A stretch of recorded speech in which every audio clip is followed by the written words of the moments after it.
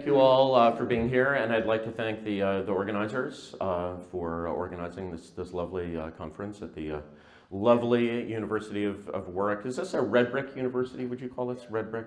Okay, red brick, yes. I'm still learning my UK terminology here.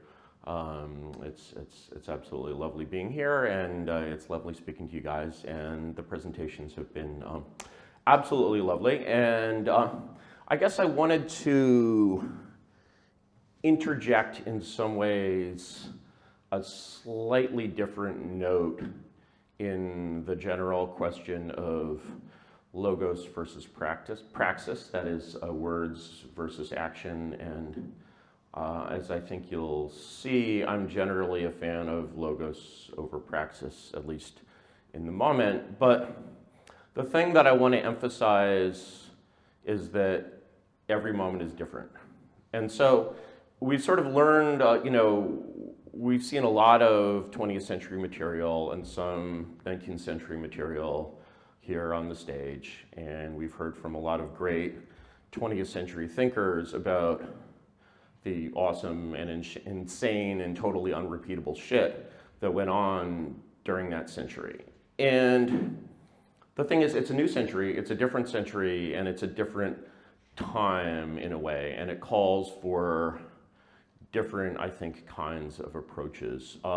Let me start with a story from, I forget which Stalin era dissident this was. I think it's Alexander Vaught, who was actually a Pole, but it was pretty easy to get mixed up with the USSR as a Pole. And on the subject of praxis, Vaught that's W-A-T, found himself, he made some mistakes, and he got picked up by the NKVD, and he was being sent to Siberia, and he was in a car full of other people being sent to Siberia, and in a railroad car, and they talked among themselves, and the natural question when you're in the pokey is, what are you in for? And what they found is that everyone in the car was in for the same thing, which was anti-Soviet activity. Specifically, they were in for organizing anti-Soviet conspiracies. And what was funny was what they found is all of them were completely innocent of this charge, except for one. The one was a high school student. And this high school student, obviously living in this insane Russian tyranny, had been inspired by many stories of dissident resistance or revolutionary resistance to tyranny. And he'd actually attempted to organize an anti-Soviet conspiracy. He'd done some praxis. And his praxis had consisted of organizing 3 high school friends. I think then when they got to number 4 turned them in. And that was the end of his praxis. and the response of the people in the car, in the railroad car going to the Gulag was, like, man, we love you, but how could you be so stupid? And, it's unquestionable that Lenin against, the Tsarist regime, which had a secret police and all that stuff, it's unquestionable that organizing revolutionary conspiracies succeeded. It's unquestionable that no counter-revolutionary conspiracies against the Soviet Union had even the remotest chance of success. They were all basically, if you were doing something like that, you were an idiot, like, this high school kid. You couldn't use Lenin's techniques against Lenin. And, and even Lenin, of course, he's living in Switzerland. Yeah, he's got friends back in Russia, but the Russians were sort of just more serious.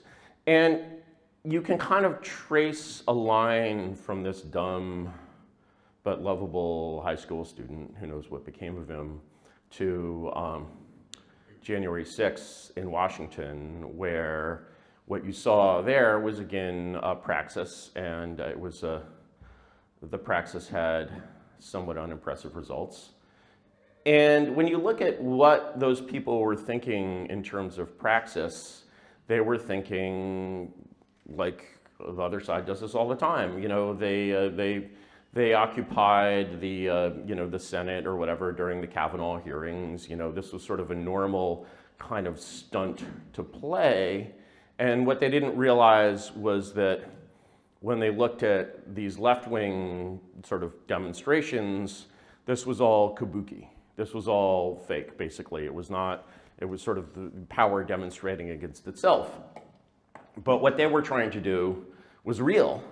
And because it was real, it was judged by the standards of reality.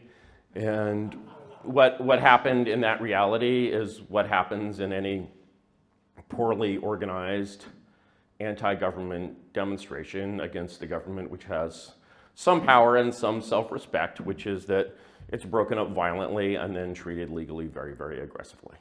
And so they sort of, play stupid games, win stupid prizes.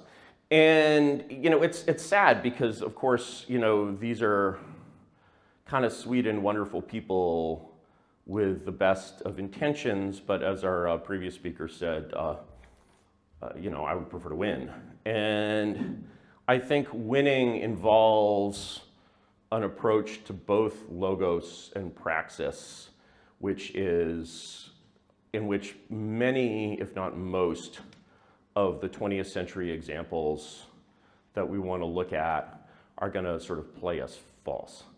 And so, when we sort of look at the scale of praxis, we see, for example, there's a wonderful book called Days of Rage, which is about the 60s and about basically this sort of period of left-wing terrorism in the 60s and especially 70s that has been completely airbrushed out of history. And all I remember from this period is that in like 1977 or something, I was visiting the Museum of Natural History with my grandfather, and he found a shoebox on a bench, and the shoebox had a bomb in it.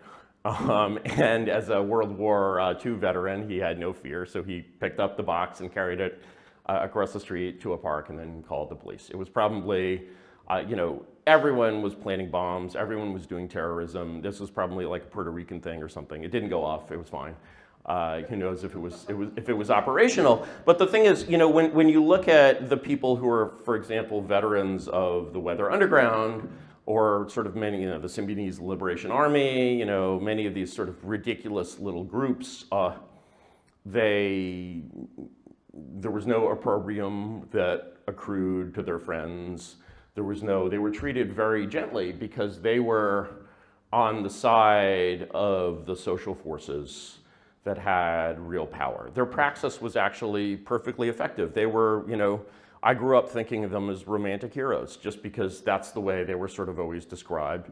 After some legal slaps on the wrist, they became, respected citizens. And of course, I guess there's always a few lone nutcases that are willing to try a little bit of right-wing terrorism, and of course it's sort of utterly disastrous for everyone concerned. And so, that kind of praxis doesn't, is highly counterproductive, and but when we move over to sort of other forms of praxis that are more mainstream and more accepted, we get into the sort of, you have kind of the establishment GOP version of praxis where you're like, okay, we're going to repeal Roe versus Wade. We're going to repeal Roe versus Wade. As a result, we had this piece of power within our grasp, which is winning, very abstract term there, which is winning, the midterms. As a result of doing this, you've alienated enough people that no longer seems likely. And so you basically, spent, all of this time assembling a majority on the Supreme Council of the global American empire. And your result of this is to, the result of this victory, the way you're spending this capital that you've built up is by reducing this, the incidence of this icky, disturbing medical procedure by however many people are dissuaded from having to get a bus ticket to go and get an abortion. And it's a complete, like, it just shows a kind of lack of seriousness in the pursuit of power. Because if you have no power and you get a little bit of power, it's like you have no money and you get a little bit of money. Okay, if you have this like ghetto approach to money, you're like, oh, I've got to spend this, right? Wow, I can buy a quart of vodka, And if you have, a sort of disciplined Horatio Alger approach to this, you're like, well, I'm gonna, invest this in, some cryptocurrency or something. I don't know, but the only legitimate use of power when you have almost no power is to think, how can I use this power that I've built to get more power? That's sort of kind of correct praxis. And there are sort of very few options for how to do that. Most ways to use power when you're powerless are, almost complete failures. And, so there's when you see people thinking about praxis, there's sort of all of these kinds of illusions left in people's heads. There are illusions about the symmetry of left and right. There are illusions about the audience of democracy, and in the end, all like, this is a point made over and over and over by, thinkers like Juvenal, is that you always need a way for the minority to control the majority. The majority sort of always has a kind of theoretical power. And even in an absolute monarchy, the monarch needs a political formula. The monarch needs to control the minds of the public. And the public really has changed a great deal in the 20th century.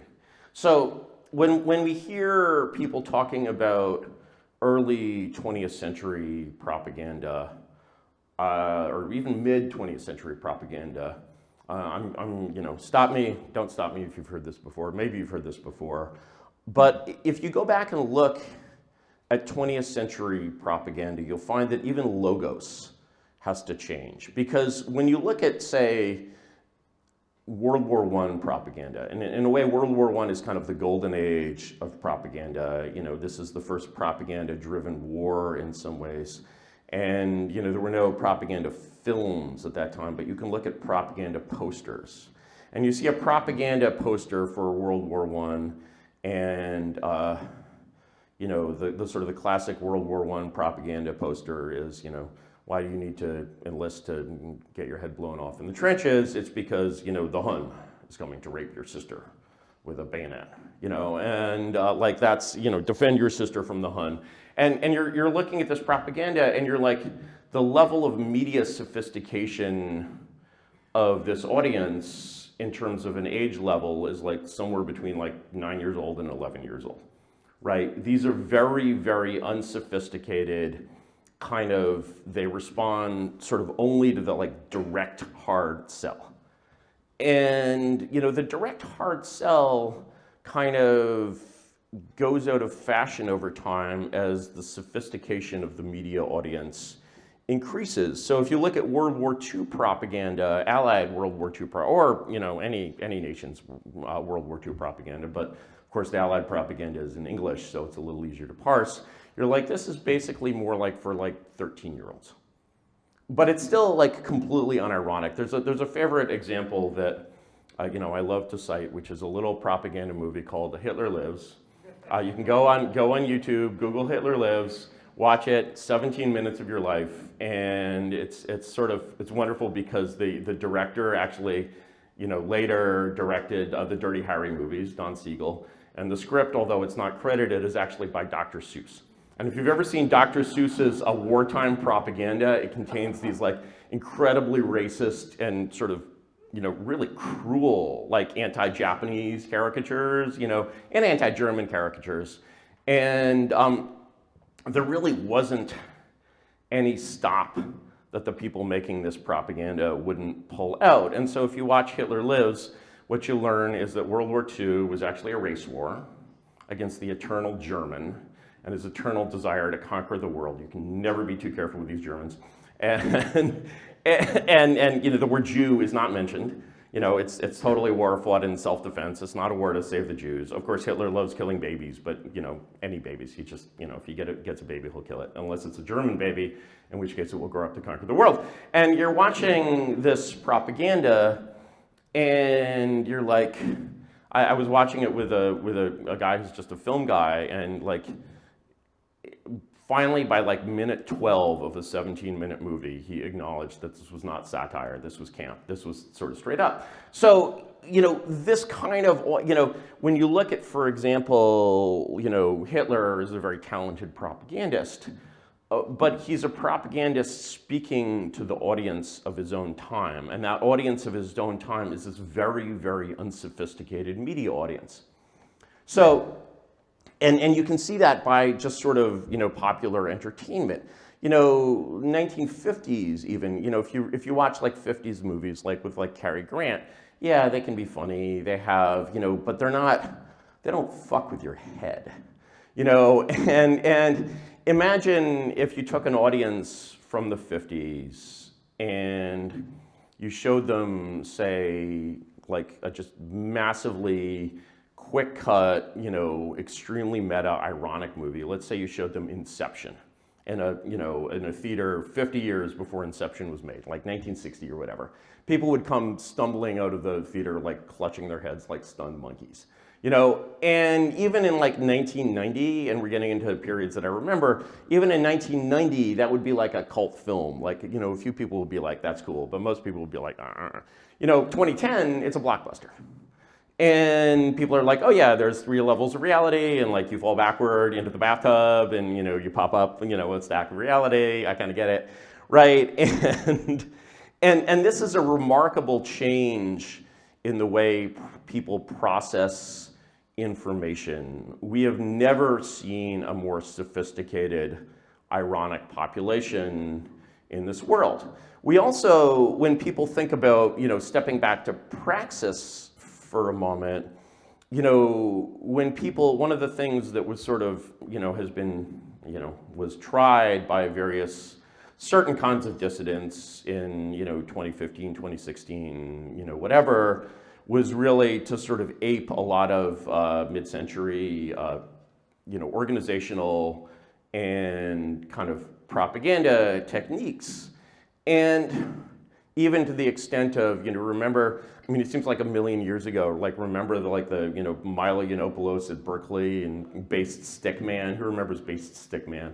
You know, and it was like, you know, wow, we're gonna do this all over again. We're gonna have, you know, fights with Antifa, and, you know, it's gonna be like, you know, we're getting the band back together or something. And it was retarded. If I can still use that word. It was retarded. And one of the things that you notice if you look at sort of videos from that, I assume we all know the word LARPing here. You know, one of the things you observe when you look at the videos from those kinds of LARPs is that violence doesn't seem terribly natural to most of these people. They're sort of mostly, even in the middle of like the full violence, even when the like, you know, police have like intentionally stepped aside to sort of, you know, create a situation and kind of let these people go at each other. They don't really, they're mostly posturing, they'll hit each other a little bit, you know, but if you go back to like 1932 in Berlin, like 2 or 3 people a day are getting killed in this street violence. Like, it's a very, very different thing. You know, oh, here's a question. I'm looking at a mostly male audience. Can you raise your hand if you're male and as an adult you've been in a fist fight? That's impressive. That's more than I thought. You know, that's so for I guess we don't have a camera pointed at the audience, but we had about you know, maybe 30 or 40% out there. You know, tough crowd. Well, it's the UK. You know, maybe we've got some football supporters in the audience. Millwall, anyone Millwall, and West Ham, but you know, but this is not sort of, you know, this is not the way that sort of that praxis works in a modern society. One of the other things that you see in our modern society is a tremendous level of atomization. And so one of the sort of talents, there's one of my favorite, I use this on my kids all the time, lines was from a like turn of the century Prussian general, not a Nazi, and he was like, those who wish to command must first learn to obey. If you've ever been in a management position, that's a good one to good old chestnut to sort of reel out. And when you look at basically the ability of these kinds of people to follow and to basically subsume themselves in a group, to follow orders, to act as a kind of unified mass, you see again very little ability. We're terrible at this stuff. And so the thing is, you shouldn't, if you're terrible at something, okay, maybe your solution is to get better at it, but maybe you can't get better at it, and maybe your solution is to sort of use different kinds of techniques. So when we talk about propaganda also, we've had a lot of good lectures on and discussions of propaganda. Most of the propaganda that we've seen, however, has been basically the propaganda of the powerful. It's been state propaganda. It's been propaganda by parties that either control the state or are threatening the state, where you can sense kind of the power of this force. And people need very little convincing to support power. There's an Arab philosopher, Osama bin Laden, who said, when people see a strong horse and a weak horse, by nature, they follow the strong horse. And, I think that is, says a lot about the society we live in a couple of ways.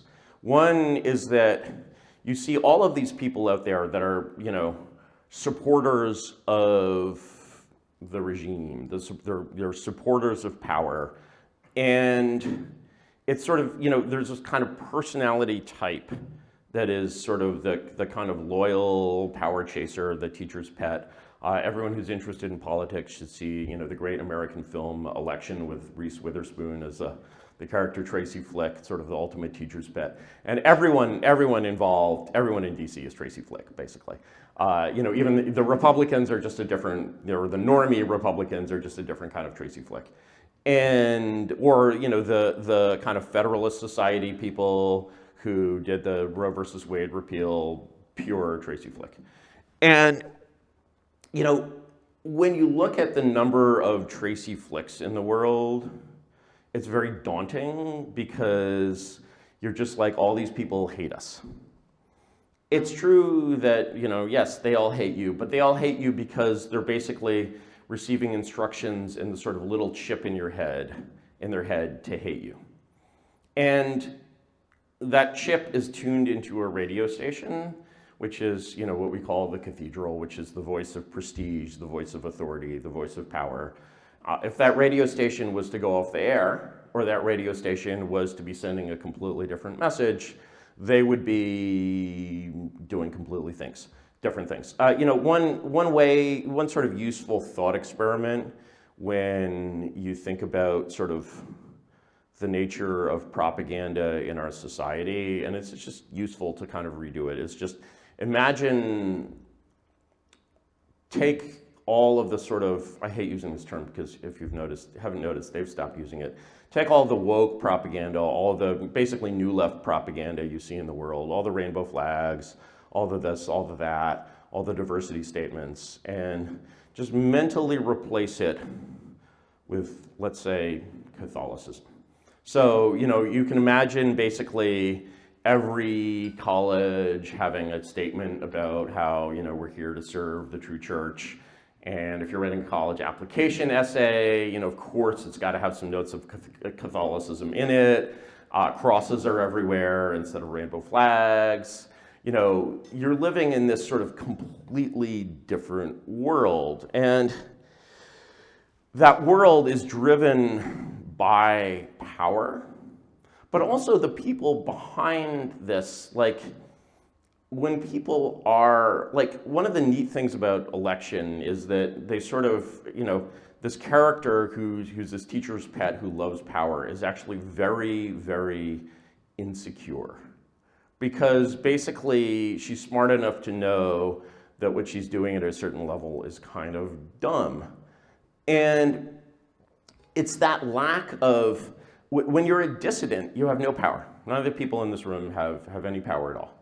And so you need to basically, as the basis of your propaganda, you need to use not actual power, but potential power. It's sort of like in quantum physics, you have an electron that sort of wants to tunnel, it wants to jump across the barrier. And if you make it energetic enough, it will just leap and magically appear on the other side of the barrier. And that's how computers work, they tell me. and that sense of, I can imagine a different world, is a very different kind of sense than the sort of direct, straight up, the Hun is coming to rape your sister with his bayonet kind of way of thinking. It's an ironic way, it's an imaginative way of thinking, it's a frivolous way of thinking, it's almost like a funny way of thinking. And it's not we're so used to this sort of story of left-wing propaganda throughout history that, it's so typical that one of the failed praxis movements of the Republicans 10 years ago, so anyone remember the Tea Party? How'd that work out?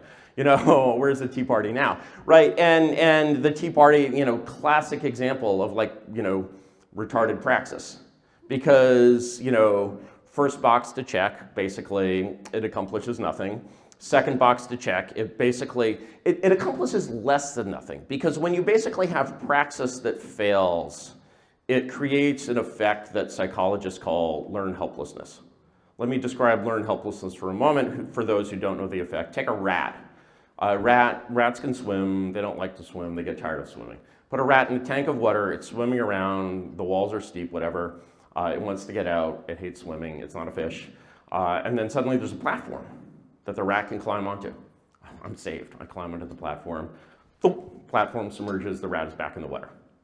After a while, the rat will learn that it is a waste of time to crawl onto that platform. And that's learned helplessness. And so when you basically say, okay, we're gonna do this Tea Party thing, and we're gonna throw your energy into this praxis, and you're gonna be like, okay, you're LARPing the left. You're basically pretending to be, your understanding of history is so poor that you, as a right-winger, sympathize with the masked mob destroying private property and throwing chests of tea into the water, rather than the capitalists who lawfully brought the tea from India to sell. These people did hard work bringing tea from India, they obeyed the law, and these thugs, these masked thugs, basically Antifa, are throwing tea in the harbor, right? And the Sons of Liberty, the connection between Antifa and the Sons of Liberty and the committees of correspondence is overwhelmingly clear. And so you've basically sort of, I had about 10 years ago, I was in an event in the US, and there was, God, I'm forgetting this guy's name. He was a sort of, a Republican, very much a kind of religious conservative, pro-lifer. And, I was a little more brash in those days, and I walked up to him, and I'm the most right-wing person in the room. And he's like, oh, really? And I'm like, what's your position on the American Revolution? And he's like, okay, you win.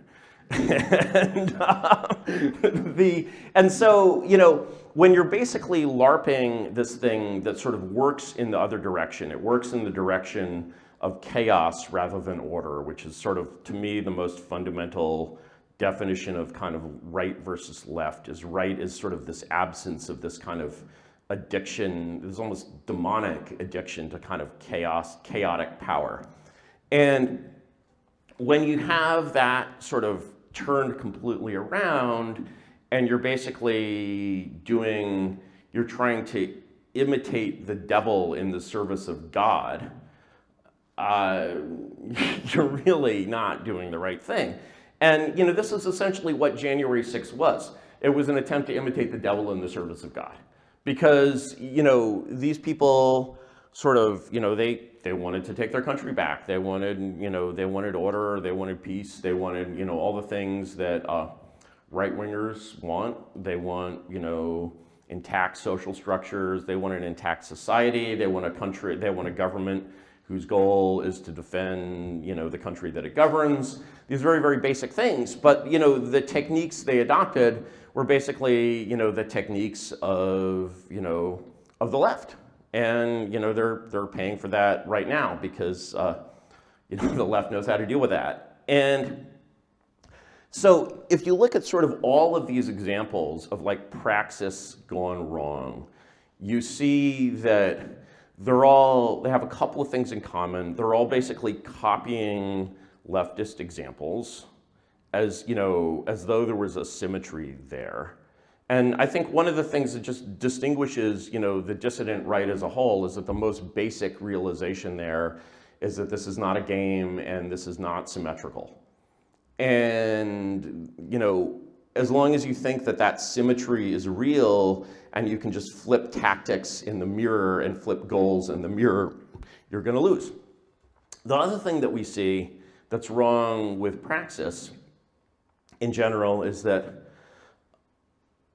essentially one way to think of, as I said, leftism is kind of chaos. And so chaos and order are opposites in a sense, but they're not symmetric opposites. If you throw a glass at the floor and it smashes, you can't pick up the pieces and throw it into the air and have it come back as a glass. You're just going to get more pieces on the floor. And so one of the things that we see when we look for examples of successful right-wing praxis in history, we find very, very, very few successful incremental right-wing moves. You just don't see it. You see basically, even when you have, it's like I was, one of the things that was done in my beautiful home state of California, you have this referendum system in California. It was a progressive era idea, direct democracy. And direct democracy can sort of get some interesting things done. And so one of the things that was done with direct democracy, for example, was banning affirmative action in California universities. And it's true, like, the bureaucrats kind of try to get around this to some extent. You do achieve kind of a substantive victory, like racial discrimination in university admissions in California definitely decreased. But the thing is, you're also, can you cure something that way? Sure, but you're kind of curing a symptom. You're basically saying, because the real problem, or like, Ron DeSantis in Florida, who's just a classic, his grasp of the grift is like really, really strong. Trump is kind of an unconscious grifter. He doesn't really want to be a grifter. He's always sincere in the moment. This DeSantis fellow is like, as far as I can tell, he has no principles at all. And I'm sorry to break that news. I wish it wasn't true. But the thing is that, so he's sort of learned, a lot of people in DC have learned this, what I call, after one of my favorite German writers, Ernst von Salomon, fishing in the Rubicon. So they'll basically go and they'll make these very incendiary sounding statements, or they'll do even like incendiary things, like we're going to ban wokeness in Florida schools. And, it sort of brings us back to, it's much weaker, of course, than the kind of 1950s McCarthyist attempt to kind of get rid of communism by some definition in America, but that was a complete failure. And it was a complete failure, and also, the Red Scare. The second Red Scare, you can tell already just by the name that the Red Scare is a failure, because it's like, oh, we're afraid of this, but then we stopped being afraid of this. Well, which side won in the Red Scare? It was not McCarthy's side. So, either he was getting rid of something that didn't exist, or he was attacking something that was too powerful to be attacked. and he was attacking something that was too powerful to be attacked. And so, when you look at, Ron DeSantis sort of banning wokeness in the Florida schools, we have to take the pride flag down from, I was just reading a New York Times story about this poor oppressed teacher has to, take the, she didn't even take the pride flag down, she just like moved it to a different area of the classroom, and it's sort of so like, it's such a sort of limp and weak move where you're basically like, compare that to my, imaginary idea of the like integralist Catholic America where Ron DeSantis turns all the public schools in Florida into Catholic schools, and instead of having prayers to Black Lives Matter, they have they'll do mass every morning or something like that, and you see that basically the power that it would take to turn Florida into an integralist Catholic state or whatever is like 5 orders of magnitude more than these sort of cosmetic measures. And it's sort of, moreover, these cosmetic measures, it's like when Dobbs, the repeal of Roe versus Wade was passed, every liberal political strategist in America was like enthusiastic. It was like, oh my God, this is so good. And even like Donald Trump, people put all of this effort into supporting in Trump. Ann Coulter wrote a book called In Trump We Trust, which I think she regrets now. And one of the things I'll talk to like journalists sometimes. Never talk to a journalist on the record, but like off the record has always been safe for me. I've never had a problem with that. And you'll talk to journalists and you'll say, who is the person who did the most for the New York Times in the last 6 years? And his initials are DT. And like, it's just obvious, he doubled their revenues, right? It was this incredible experience. Like, you had this sort of moribund, institutional left, and suddenly they're like, we're the resistance, and you have some wine aunt in Topeka, right? And, she's like, we must put aside our Chardonnay, and we must plant bombs on the railroads to stop the Panzer. We are the resistance. And you created this. You brought back the old thrill in these people's hearts. That's what your praxis did. That's how many balls you put in the back of your own net, and it's just sort of like the falseness and phoniness of that whole effort kind of reaps its own reward in a way. And it's just the wrong direction. Let me talk sort of briefly about what I think is the right direction, because I do believe there's a right direction. First of all, the right direction is logos, but it's a kind of logos that's very, very different from the kind of logos that succeeded, for the British government in 1916, right? With Lord Kitchener being like, the army needs you, right? That's a kind of propaganda that works only when you have actual power and not potential power. And one of the neat things about this kind of frivolous, ironic, imaginative populations that we have now is that it's much easier for people who are consumers of this like massively ironic like media world. It's much easier for people to imagine a different world. Like people's, abilities and violence. Okay, I love that you guys fight with your fists. We should go out and like mosh or something after this. I love that you guys fight with your fists. Just throw each other in the lake or something. Just get wild. I love that you guys still fight with your fists here in this country, and it must be a football thing, but this is not the strength of modernity. The strength of modernity is imagination. The strength of modernity is frivolity. It's irony. It's it's a completely different set of assets. And when you're basically LARPing the 20th century and you're trying to use assets that you don't have, and you're ignoring the assets that you do have, you're gonna basically screw up your praxis and your logos. And so the logos that basically I have been trying to use has a lot of differences from classic right-wing logos. First of all, it's not even directed at the right. I basically assume, one of my first popular pieces was letters to an open letter to an open-minded progressive. I should reread that at some point to see if it's still good. And I just assume that the people that I'm writing to are, like me, people who were brought up in the blue state ruling class. One of the things that this does is basically you're like, okay, how does that strike sort of people how does that form of logos strike people that are not in that group? I think actually that anyone who's speaking from the right should speak primarily to the left, even if their audience is the right. And one of the reasons I believe this is that this is just a social stratification. The right are the petty bourgeoisie, the commoners. It's very, very clear today. I used to have to, 15 years ago, it was very hard to make this argument because Republicans are the party of the rich, right? And I think now everyone kind of realizes it's sort of become common knowledge that the Democrats are the party of the rich, or in the UK here you have the Labour Party, and which does not represent laborers anymore.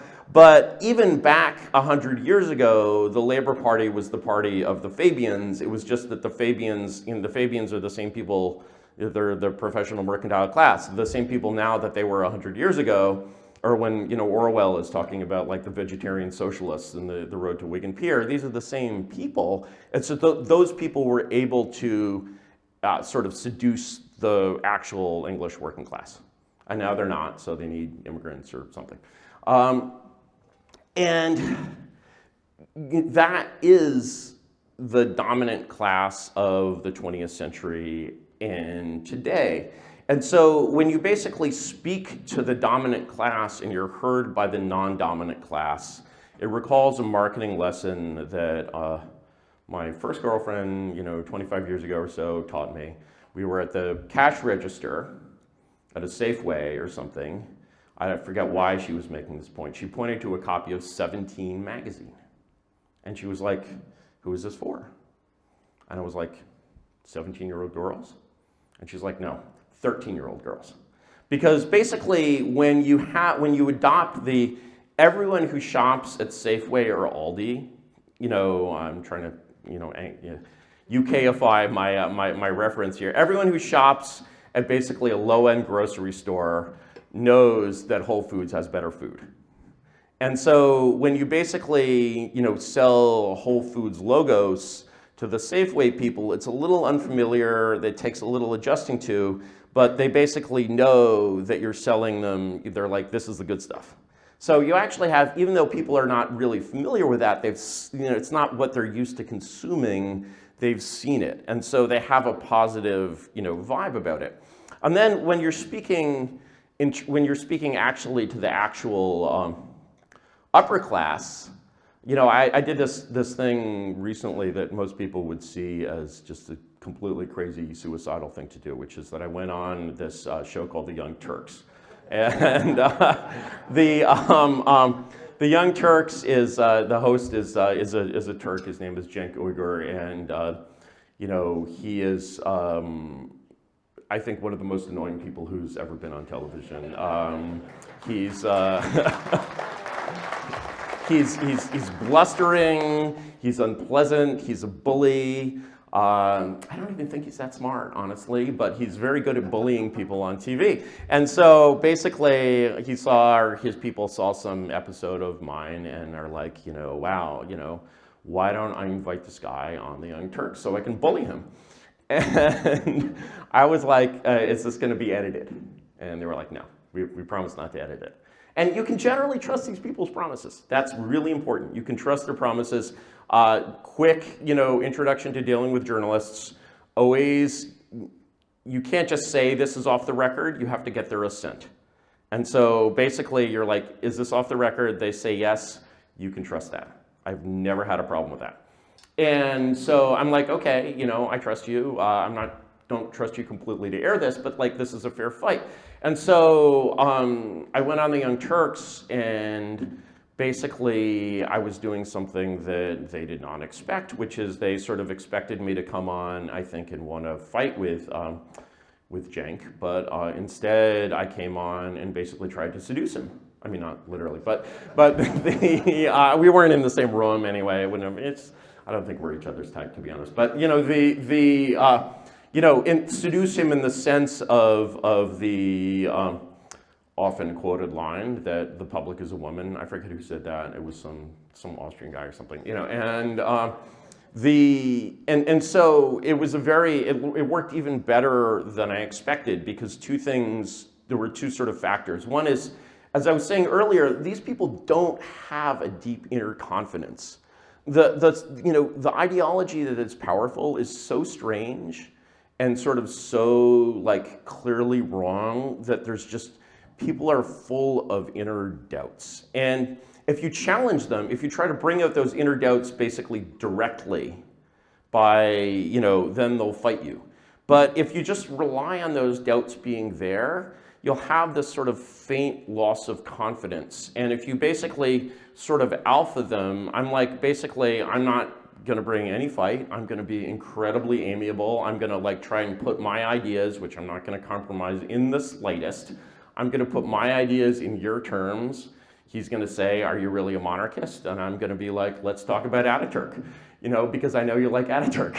and so, you're sort of slipping under their guard in a sense by doing this. And you're basically they expect you to have this sort of inferiority complex and this kind of chip on your shoulder and this sort of rebellious sort of trolly feeling. And, they expect you to kind of be a beta, essentially. And when you come in and you have this kind of genuine alpha confidence where you're just I was I'm going to basically be the friendly professor. I'm going to instruct you and just be slightly condescending and but super, super friendly. And it just completely threw him off his guard. I mean, I think about 2/3 of the episode, the way through the episode, he realized that I wasn't there to fight with him, and he started to he's like, okay, I have to bring the fight myself. But it was very limp and very ineffective. I wouldn't go back on because basically he'd be ready for me. And it is his turf, in any case. But the thing is that what you're trying to do when you have that strategy of the logos is you're trying to basically make your victory feel inevitable. You're you know what, I am in possession of the future. I am in possession of the truth. I know what this looks like. And the only way to have that confidence, by the way, is to be absolutely 100% right. Because, there's some people who are psychos, and can totally fake confidence. The classic pickup artist thing where you're just I'm a schlub, but I'm gonna pretend that I'm gonna feel in my heart that I drive a Lamborghini, and I'm gonna go up to a woman and just feel that I have a Lamborghini waiting outside, and she'll feel my confidence and whatever. Very few people have the acting skill to pull that off. And so from the perspective of the logos, the only way that you can generate the confidence that is needed to basically produce that effect is to just know that you're right. And the only way to know that you're right is just to be absolutely ruthless about any ways in which you're wrong. And once you have that comfort and that confidence where you're just you know what, I know what the future looks like and you don't, then people basically sense that potential power and they become weirdly deferential, right? And there are moments on this frickin' broadcast on the Young Turks where Cenk is being deferential, right? He can't help it. And the ability to sort of produce that effect with your logos becomes in a way a kind of praxis. When you look at, let me sort of bring you back to kind of the Soviet dissident experience, because the whole idea of rebelling against the Soviet Union or forming revolutionary networks or planning anti-Soviet bombs or none of this stuff even came close to working. And in fact, even if you look at most of the sort of activities of kind of later Soviet dissidents, They don't seem terribly productive. Moreover, most of these dissidents, actually their ambitions are too small. Like nobody expects, like even Solzhenitsyn, who's really the most radical of the dissidents. There's this wonderful piece by Solzhenitsyn called "From Under the Rubble." Or actually, the essay, the book is "From Under the Rubble." The essay is "As Breathing and Consciousness Return," which is like the greatest Soviet dissident essay ever because it's Solzhenitsyn basically ripping a new asshole in Sakharov. It's like dissident on dissident crime. And basically, Solzhenitsyn is just like, you're sort of trying to pretend to be a moderate and like parroting regime propaganda, except in like 3 ways. And like, you just seem like very weak and like a faker. Like, you actually have to think from first principles, et cetera, et cetera, et cetera. And it's really Solzhenitsyn's vision that prevails. But even in 1985, Solzhenitsyn isn't really thinking of like the fall of the Soviet Union. And the fall of the Soviet Union kind of comes about because of the loss of confidence, of the kind of loss of self-confidence of the Soviet regime. In a similar way to like sort of, I mean, the Biden administration has done wonders for like, it's been far better for the movement than the Trump administration ever was. It's absolutely great because basically you can't have any self-confidence. Like, the American president is essentially a media figure. It's a theological figure in a way. And like, it's not a functioning executive in any sense. I hope this isn't news to anyone. And, to have the figurehead of this octogenarian system be this octogenarian is like perfect. It like represents the system as it is. I wish Biden could be president forever. I wish they hopefully even after he was dead, and they could work up something to like move his jaw or whatever. And so, this is a system that has sort of very little confidence in itself in a lot of ways. And it was Gorbachev who brought down the Soviet system out of basically a lack of self-confidence. He wasn't trying to bring down the Soviet Union. He was trying to reform the Soviet Union, but the system had so little confidence in itself that when it started to change, it just, it couldn't stop changing. And so, the system sort of collapses in the direction of the West, but it kind of collapses in a way, it's sort of seduced into its own collapse. It's not challenged into its own collapse. And the people who want to challenge this regime are basically actually strengthening it.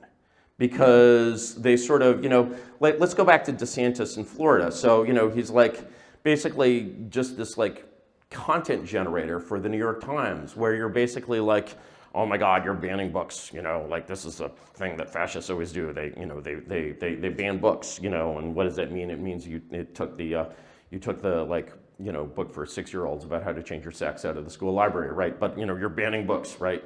It doesn't mean, but it doesn't mean Ron DeSantis is like, oh, we're going to have a copy of Camp of the Saints in every media center, in every library in a Florida high school, and so it's this kind of gesture, this sort of pathetic gesture where it kind of, or like DeSantis came out, the other day and he's like, when I'm president, we're getting rid of Fauci. We're going to throw that little elf across the Potomac, right? And it's just this classic like blustery emptiness where, people are sort of responding to the kind of the fake perception of strength, but they're responding in this like incredibly beta way. And, these sort of limp gestures basically are just like massively strengthening to these people because they basically, every time that, the libs forget that they're in power and, think that they're the French resistance instead, they get this kind of jolt of energy, which kind of helps sustain them. And so it's like supporting stuff like that is kind of this direct subsidy to them. Whereas when you look at like a real regime change, like the fall of East Germany, it's nothing like that. It's not like they're like, oh, we're going to bar the Stasi from, using informers in this way. It's like, no, actually today there's a Stasi and tomorrow there's no more Stasi.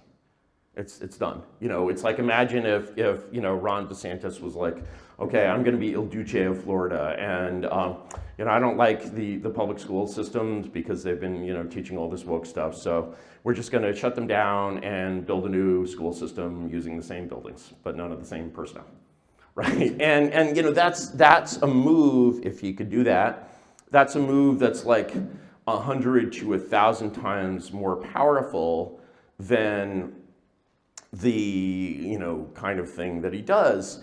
And so that's at a point where the point of sort of real regime change is like the point at which you actually are exercising so much power that even the Tracy Flicks are like, I'm tired of being a progressive, I support the new Florida, and because they can see that basically the old regime is gone and on its way out and will never exist again. Just the way that people in East Germany in 1989, 1990 could see that the DDR was never coming back. And once the DDR is never coming back, like, the Tracy Flicks of the DDR either just become completely quiescent, or they just become totally apolitical, or they start Tracy flicking the new regime. That's just the way human psychology works. And so when you look at, this is why sort of the transition from order to chaos is one, leftism loves incremental things. It loves to sort of corrode, order gradually, and the more you corrode order, the weaker it gets. And so every time you sort of perform this corrosion, you're getting stronger and stronger. The effect is sort of the strategic, even the tactical effect is totally different. Whereas when you see a transition like the fall of the DDR, like a true revolution, I love to repeat this line of the French revolutionary Saint-Just, where he says, "He who makes half a revolution digs his own grave." It's more like, I'm sort of ambivalent about using the word revolution because it's such a leftist word. I like reset is a great word. But the thing is that when a sort of right-wing praxis, I would compare more to launching a satellite. It's like launching a rocket. You basically, when you're launching a rocket, your rocket has one chance to work. Everything has to work completely. Everything has to be perfectly planned. If your rocket makes it 1% of the way to orbit, boom. If it goes 3 feet up in the air and then falls back down, we've all seen the picture of the first American Vanguard rocket launcher. 99% of the way to orbit, 100% of the way to orbit, it's fine. And so the sense of basically, rather than sort of being this kind of moment of destruction, and if you're destroying something, any way of destroying it is fine.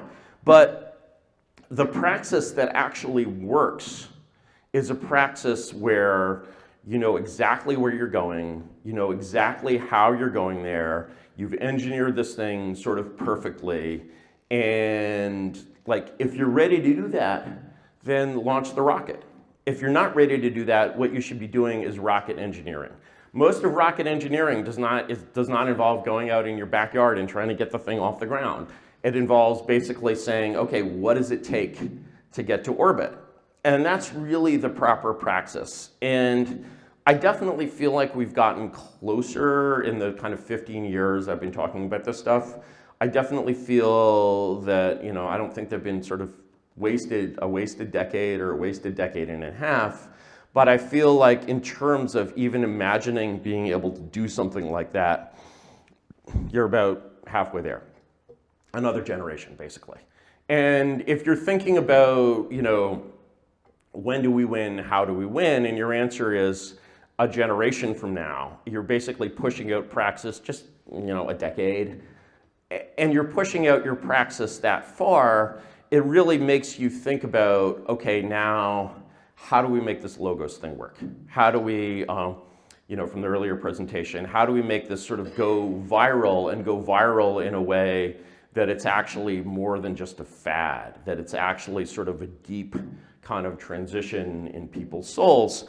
There were all this, you know, we've heard a lot about various kinds of right-wing prophets of the 20th century. And when I look back at the 20th century, there's just no possibility that someone like Sam Francis was going to win or was going to succeed at all. But let me leave you with kind of a hopeful story here, which is a personal story from my own life. So I have a couple of kids, and I'm sending them to Berkeley public schools.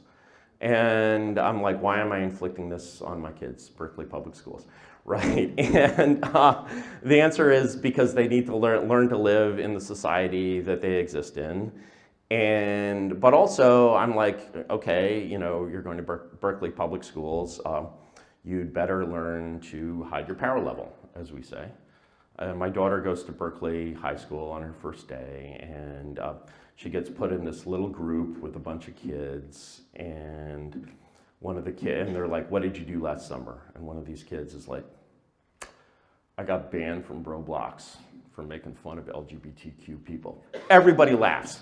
And so, the thing is, I'm not suggesting that the correct praxis or the correct logos is to go out and make fun of LGBTQ people. What I'm saying is that basically this is the sort of energy of kind of like anti-regime thought is so pregnant because of how stale the system is that even sort of at the epicenter of all of this stuff, it's like rotting.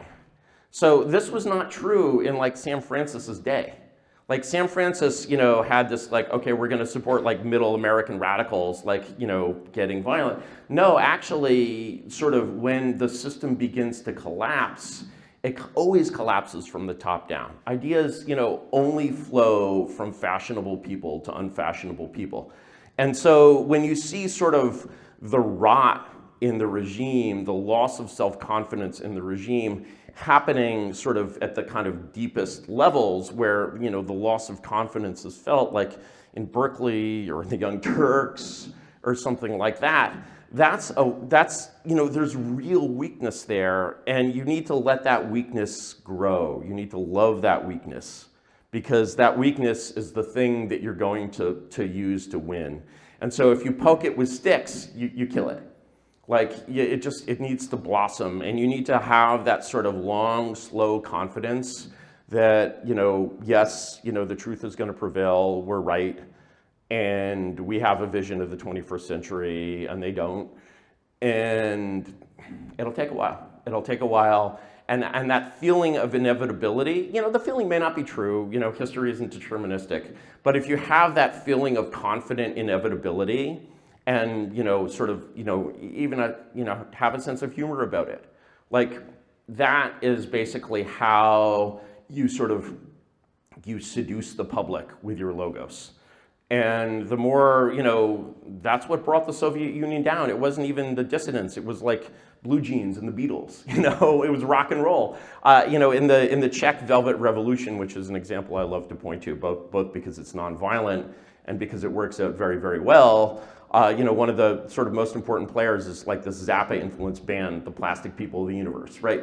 Or if you read Václav Havel's Power of the Powerless, he sort of has that exactly right as well. And, I definitely sense that, that way of thinking is much more prevalent today than it was in 2016. And I think we just need to be patient and let it grow.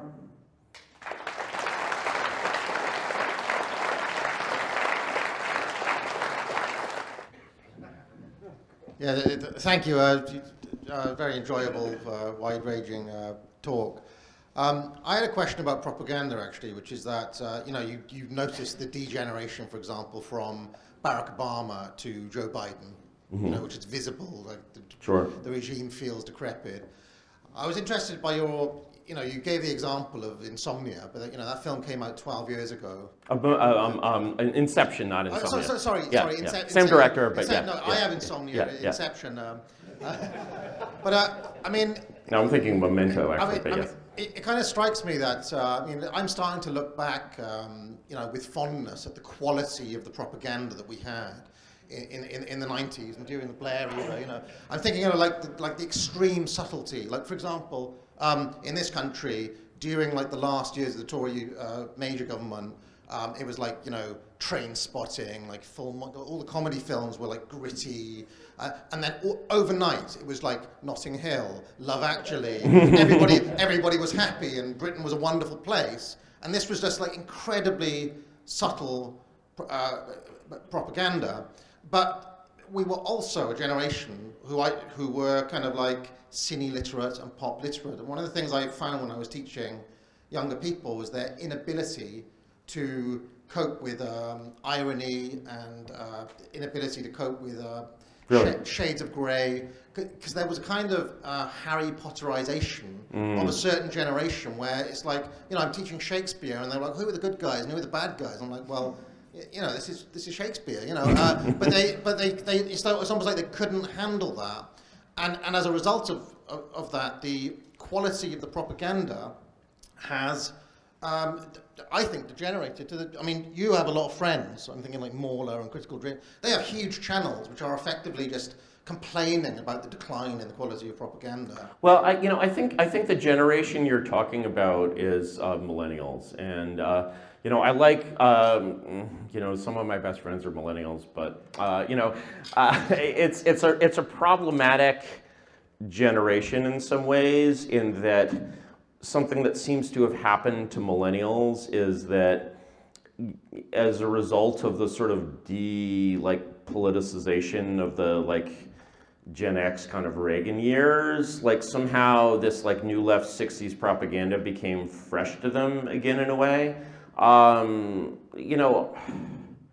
I wouldn't say that generation is a lost. I never like to rule out human beings, but really my hope is in the Zoomers, because the Zoomers are, if you interact with people under 25, they're just insane levels of absolutely corrosive nihilism are absolutely the norm. I got banned from Roblox, right?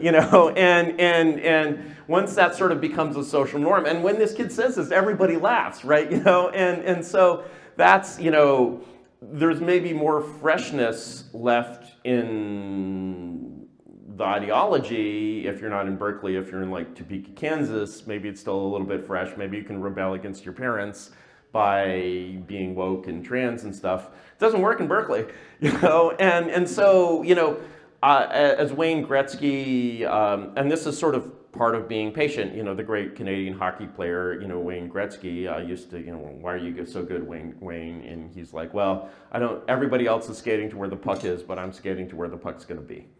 And, where the puck is gonna be is basically this generation that had this just experience of being just subjected to this unrelenting, crazy level of really strange, deranged propaganda, which became completely mainstream. It's when I was in college in the 90s, I remember wokeness, I remember new leftism. It wasn't even invented in the 80s. It was really that, those forms of cultural criticism really date to the early 70s and new leftism. But those things were optional when I was in college, and now they're mandatory. And the effect of making them mandatory has sort of eliminated propaganda. The way propaganda appeals to people is it says it's aspirational. It's okay, if you believe this, you'll matter, you'll become more important, you'll be cooler. And once every wine aunt in Columbus, Ohio has a Black Lives Matter sign in their yard, you've taken all of that sort of voltage differential between the cool and the uncool people and you've burned it.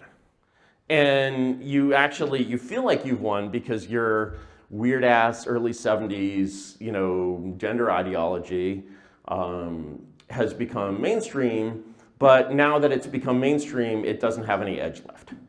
And again, that's an opportunity, and that opportunity shouldn't be wasted. Don't give it its edge back by fighting it. Don't challenge it. Just transcend it.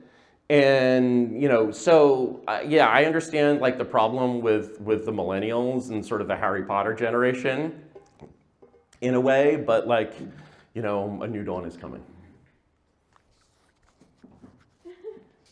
Do you have any advice for preparing your kids for what they'd experience at a public school like Berkeley? I myself am from a blue state as well, and I'm planning to have kids soon. I have very young siblings, and I'm sure a lot of us here are in the same boat. So do you have any advice about that? Yeah, my advice is don't do anything. My advice is actually my late wife and I, had this. Maybe it just happened. I don't know, but we basically pretended to the kids that we had no interest in politics. And that was every child is different. My children have, my Jewish revolutionary temperament, so, maybe that made it easier in some ways. But what that does with kids is you basically expose them to this machine and give them no support or guidance at all. And then they basically are in this position where they're being sort of sold this message that was like super exciting to like their grandmother, right? And that's just something that's like they can smell that staleness, they can smell that wrongness, and they're going to rebel against that. Whereas if you basically try to prepare them by indoctrinating them in your own worldview, then they can use the power of the state to rebel against you. And you really don't want that. And you want them to rebel with you against sort of the power of the machine. And so when they're just like, finally decide, wow, this stuff is just creepy and wrong, I'm a rebel, and then you're just like, great, I'm a colonel in the rebellion, welcome, and like that's actually, like I have no fear of like sending my kids to Berkeley public schools. There's just no way that message is going to like overpower them. It's going to basically teach them to navigate this insane system, which is something they're going to have to learn. But and they will learn, and probably they'll make some mistakes along the way, and I'm sure it'll be fine. But yeah, if you basically like the number of like trad parents that I know that are like, I'm going to raise a trad kid. Oh wait, we have a problem. Is like considerable. Like you can't turn the clock back like that. You could probably raise trad children if you just raise them in a completely opaque bubble to adulthood. Even that, is problematic. And if you can do that kind of bubble and really, really do it well, maybe give it a try. But, if there are any holes in the bubble, you'll get this thing where they're using the machine to rebel against you, and that's gonna suck. Well, it was an excellent talk, Mr. Yarvin. Thank you. Thank you. So I had a question about the elves and the hobbits. I'm here representing the Hobbit delegation. I'm angry. We're going to the elf question, the EQ. Okay. Yeah. No, I actually quite like that article. So one question I had, though, was what defines an elf? In the article, you said an elf is someone who lives in modernity. I think it's kind of implied that an elf is an elite. I just wanted to hear a little bit more about what constitutes an elf. One of the things I would say an elf is essentially, in like fully historical terms, I would say an elf is a noble. And what I mean by that is if you're looking for sort of an abstract definition of nobility, you may know Maslow's pyramid of needs, where basically you have this like, the most basic need is water. Or no, the most basic need is air. Once you have air, you're like, okay, but I'm thirsty. Now I need water, now I need food, now I need a certain kind of comfort. And you get to the top of the pyramid of needs. And the top of the pyramid of needs is something Maslow, who was a mid-20th century psychologist, called self-actualization. The meaning of being at the top of the pyramid of needs is like, my goal in life is to like become who I am, to quote someone. And so, an elf, it's like if you go to like Burning Man, for example, I believe just starting now, Burning Man, you will find a bunch of people who are all went out in the desert to become who they are and like expand their consciousness and like, perform what the Germans used to call Bildung. And, that class has always existed. And, you look at sort of the percentage of elves or the percentage of nobles in our society, and you're like, this is like reminiscent of like medieval Poland or something, because once you get up to like 10% nobility, like that's a lot. And I think the percentage of like sort of hardcore people who think that way in the US today is like, it's got to be over 10%, which is insanely high. It's still very much a minority, you know, and so, but that's sort of whether you like it or not, that is the ruling class. And when you're trying to win, you know, as an earlier speaker said, when your goal is to win, your goal is to win, your goal is not to lose. And, you know, if your goal is to sort of defy nature and have the bottom ruling the top, you know, this has been sort of achieved in some cases. And when you look at kind of 20th century fascist or fascist type regimes, whether you're looking at Mussolini or say Franco or Viktor Orban, you're seeing a regime which basically tries to use the power of the majority to suppress the minority. And that's a very, very precarious structure. We've heard all about Mosca and the, you know, organized, 100 overcoming the disorganized 1,000. Maybe you can organize the 1,000 and then they're going to win, but that organization of something that is not the natural ruling class is always going to be kind of weak. And, you know, all it takes is losing one election and the whole Orban experiment in Hungary is over. Franco dies, the whole structure he built collapses into dust, and Spain is one of the most leftist countries in Europe today and was almost instantly after the fall of that regime.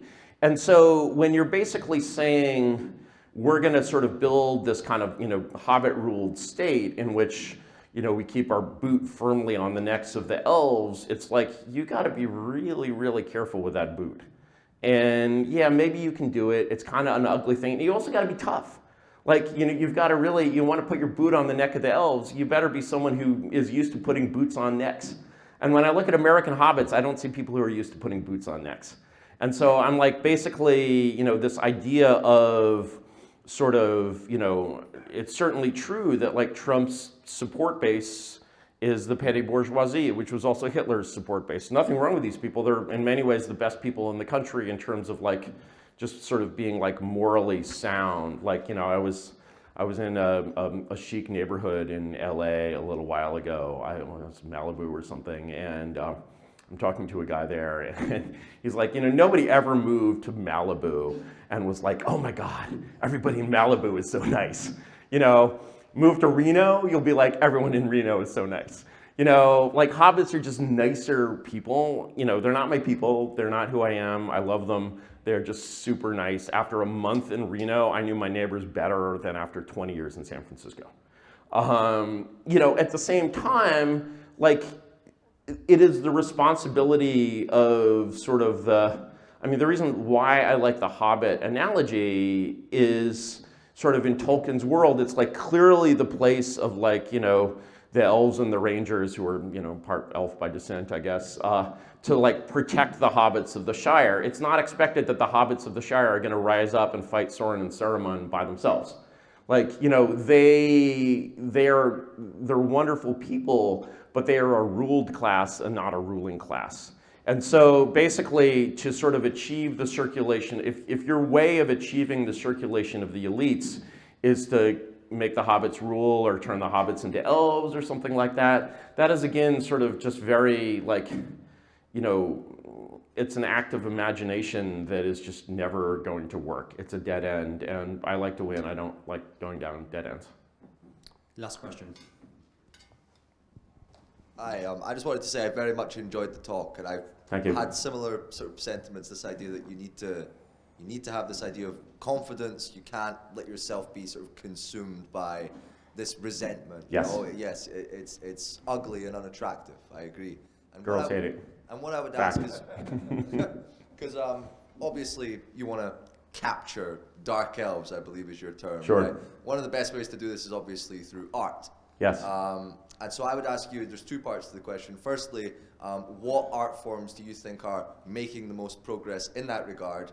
And secondly, who are some major figures? Because I would think, for example, of someone like Sorrentino.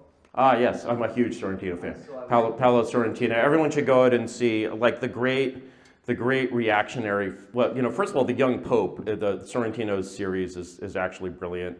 I'm always a little apprehensive recommending that to people who are actually Catholics, because I'm like, I'm not really qualified to say. But to me, it feels like there's a really genuine religious sense in that work, which is remarkable. I was just like, at a certain point, I was like, read that like HBO was making a drama with Jude Law as the Pope, and I was like, Jesus Christ, there's nothing sacred, right? And then I was pleasantly surprised. And of course, his classic, his great film is La Grande Bellezza, which is a very deeply reactionary film in a very, very modern way. It's basically a piece of reactionary film which is not, like, the feel of it is not, it's not maybe quite as like sort of postmodern and experimental as Fellini, but it's in some ways a successor to La Dolce Vita. It's really an art film, and it's just, completely, its spirit of kind of, it's a beautiful reactionary film. So, that's a world in which, I think good work can be done.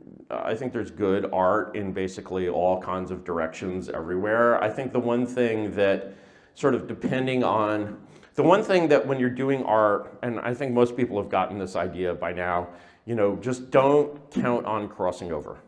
Like, don't be like, okay, I'm gonna go and do something good, and like, I'm gonna join the mainstream and take over the mainstream. That's not really how it works. How it works is basically either you replace the mainstream, or at a certain point you're so successful that they come calling and you can't really say no. Like, if you look at the success of punk is an excellent example of this. Like, punk spent, in like 1983, you have like films like After Hours, where it's like people really thought that punk was going to destroy Western civilization or something. Like, it was really extremely uncompromising. And like, we can't imagine anything like that existing in the post-Nirvana world. But, Nirvana, like, you want to say no like 4 or 5 times before you actually like sell out and cross over. And the best way to do that is just to have this sort of uncompromising punk mentality of like, I'm never going to sell out. And if your attitude is, I'm never going to sell out, eventually they'll offer you a deal that's good enough that's like, okay, I'm going to sell out.